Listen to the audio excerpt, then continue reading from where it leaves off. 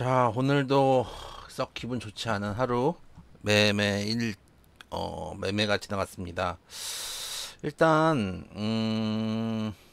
뭐라 그럴까요? 오늘도 코스피 코스닥 힘을 내지 못하고 빠지는 모습이었고, 장 초반에는 조금 들어주는 것 같다가 장 후반 될수록 힘이 빠지는 흐름들, 그 동시효과 때는 거의 밀리는 흐름을 보여줬고, 코스닥도 마찬가지 뒤로 갈수록 밀렸습니다. 근데 아시아 시장 한번 볼까요?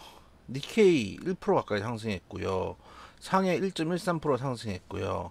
항생이 0.65%, 대만 2.13%다 오늘 상승했거든요. 어제 미국 시장 역시 마찬가지 다 상승했고. 그럼 결국은 우리나라만 빠진다는 얘기입니다. 우리나라만 빠진다는 얘기예요. 유럽, 일본, 미국 다 신고가 행진하고 있을 때 우리 지금 바닥을 기고 있다는 얘기입니다. 계속 이 얘기밖에 들을 수 없는 게 안타깝지만 현실이 그렇습니다. 어, 제가 말씀드린 것처럼 일단은 우리나라 내부의 문제, 지정학적 리스크를 정부에서 너무 부추기는 부분들, 또 정치적 불확실성, 끊임없는 정쟁 이런 것들이 결국은 시장을 좀 끌어내리는 요소가 되고 있다라고 보여주고, 오늘은 그래도 바이오가 조금 괜찮았네요. 알테오젠 이런 종목들 좀 올라가는 모습이었고,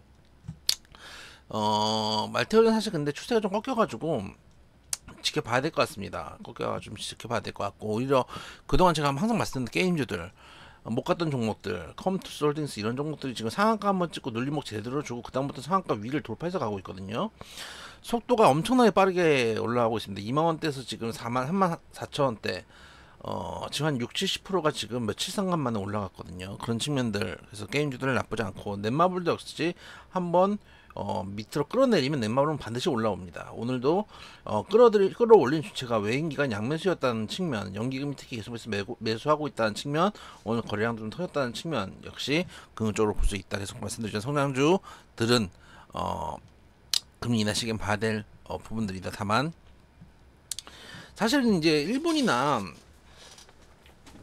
중국이나 미국, 유럽 이런 시장들, 주로 이제 주식하는 사람들이 나스닥 보고, 다우 보고, 그리고 유로스톡스 보고, 그 다음에 이제 뭐 니케이하고 이제 항생하고 상해 이렇게 보는데 주로 다 좋거든요. 그러니까 그걸 보면서 우리나라 주식을 하면은 지금 이 가격대가 말이 안 되는 가격대예요. 지난번에 제가 이제 한번 보여드렸지만 아예 추세 자체가 다르잖아요.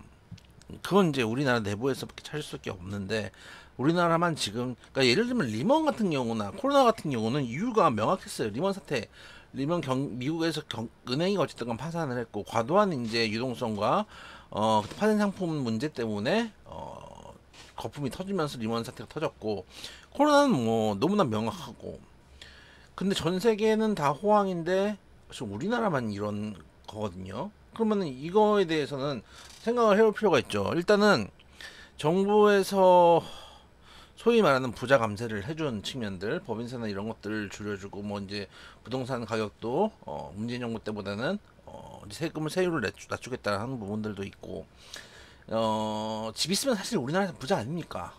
그래서 물론 뭐 서울에 있는 집과 지방에 있는 집은 다르겠지만은, 집 있으면 우리나라에서는 부자로 생각하죠. 근데 그런 부분들에 대해서 세금은 일률적으로 올라가고 있고, 거기다가 이제 거기는 이제 소위 말하는 이제 부자 감세는 해주고 있는 상황이고, 전체 세수는 줄어드는데, 그럼 누군가는 이 세수를 메꿔야 된다는 얘기죠. 제가 이제 전기세 오르거나 가스비 오를 때 제가 그런 말씀 드렸잖아요. 이거는 나라에서 만난 한전 적자니까 전기세 올린다, 한전 적자인데 못할 거냐라고 하지만, 적자를 보고서 그걸 세금으로 메꾸면서 전기세를 저렴하게, 가스비를 저렴하게 공급하는 것 자체가 일반 복지에 해당하는 겁니다.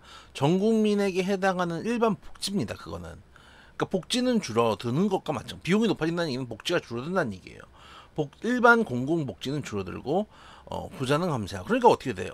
소상공인하고 서민들은 지금 죽어나가고 있고, 서민들과 소상공인이 죽어나가니 내수가 죽어버리지 않습니까? 내수가 죽으니까 다시 또 소상공인들이 힘들어지고, 소상공인들이 힘들어지니까 취업 인력들을 덜 쓰게 되고, 인력들을 덜 쓰게 되니까 폐업을 하는 데도 있고, 일자리도 줄어들고, 그럼 또 다시 또 위축되고, 이런 상황들이 지금 계속 반복되고 있는 부분들이거든요. 그래서 어디서부터 손을 대야 될지 정부에서도 지금 감을 못 잡는 것 같아요.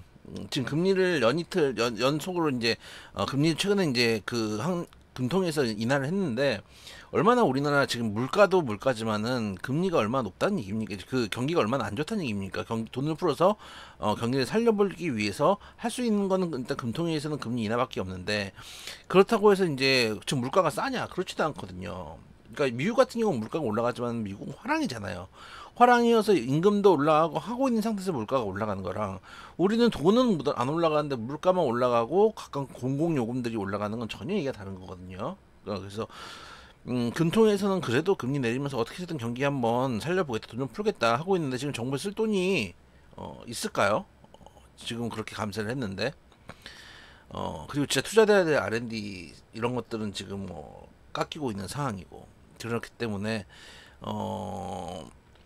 어쨌든 결국은 돌아가면은 이런 이제 부담은 있지만 그래도 우리 시장에서 주가라는 건 주식의 이 회사의 가치를 표현하고 또 회사의 기대감을 표현한다.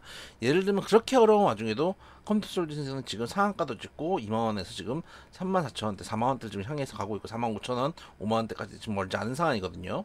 그런 걸 보면은 개별주들 움직일 수 있는 종목들, 바닥을 잡고 있는 종목들은 그래도 저가 매수할 수 있는 기회가 되지 않나라고 생각을 하고 있고 시장 너무 어렵습니다. 전세가 다 어려우면 이해할 수 있어요. 리먼 때처럼, 코로나 때처럼, IMF 때처럼. 그런데 우리나라만 어려운 게 정말로 어려운 부분이 아닌가.